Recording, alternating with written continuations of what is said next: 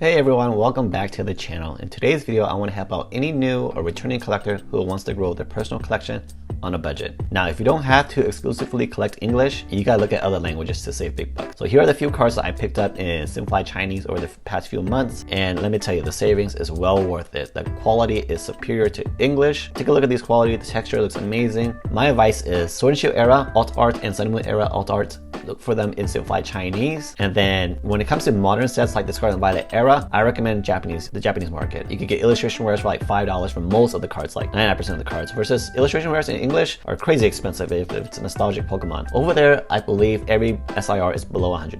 Definitely check out other languages if you are a budget collector. So every month I set a budget for Pokemon cards. Either I spend about $100 to $20 for seal or singles, depending on if there's a new set coming out, right? And that's how I stay within my budget. Here are a few cards that are on my watch list for the November budget. And I'll show you guys how much you can save by looking at cards in other languages. One of the first cards I recommend buying is going to be this Latias Latios Lovebird Sun and Moon era's top chase card. $1,000 in English versus $158 for the price I paid. I'll leave a link to the seller I purchased from so you have someone that's trustworthy. At least I've never had issue with them. So you'll be paying 1/10 of the price for the same card, and that's a win-win in my books. So here's my top chase card in the Sword and Shield era, the Giratina V alt art, $330 in English versus what I'm seeing right now is $93. And this card just came out, so I'm expecting the price to keep falling by November, and hopefully it's $50 by then, and that's when I'm gonna pull the trigger on my top chase card in the Sword and Shield era. Another top chase card I'm gonna add to my collection is the Lugia V, going for $170 in English versus $88 in Simplified Chinese. And I just saw an auction, this one ending around like $60, so it's on its way to $50 card. My plan is hopefully to get both of these cards for about $100 or so and use the extra money I save for Surging Spark, because that set looks amazing and it's gonna be fun to open.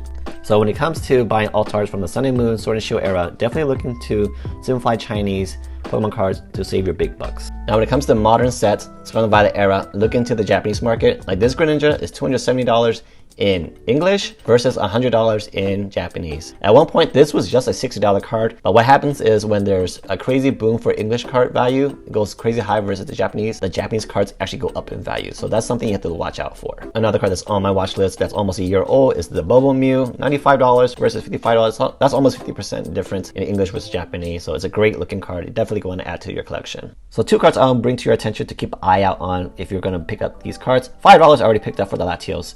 Super cheap. And then the Latias, I'm kind of waiting for the price to drop maybe to below $60 where Greninja was. It's a brand new card, just came out last month, but you also got to think about the price going up once the English version comes out, because the way people are hyping up Surging Spark, this card might be like $200 and that might bump this card back up to $100. So we'll see. So an example of prices going up when the English version comes out is that these two are the top chase cards. It's still a crown, but you can buy the same two cards prior before the English came out for about $30. It was on my watch list for a long time. I just never pulled the trigger, but I was just curious about catching the effect of the English value bumping up the Japanese value, and it holds true.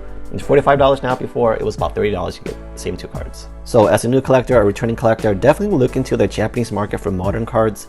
Again, because the sets come out first, so you kind of get an idea of what the top chase cards will be. Price, it won't translate $1 for dollar just because Japanese sets are much smaller and it's easier to pull their chase cards. So if you're just collecting the cards for your personal collection, definitely look at other languages because there's big savings right now. Because you're looking at $2,000 versus $600 for the same cards in English versus other languages. So if you're trying to grow your personal collection on a budget, take my advice, look at other languages, shop around for the best price. So here are a few cards that I'm picking up this month, mostly singles to help finish my national deck, so a lot of Gen 9 Pokemon, and other expensive cards that are too expensive in English that I'm going to buy in Japanese, like the Ghastly, Chiyu, and Eevee. Eevee alone is the same price as all these cards combined, so I'm spending $60 here, and then Eevee is like a $55 card probably. So again, save for some big money, look at other languages. Thank you for watching, and I'll catch you guys next time.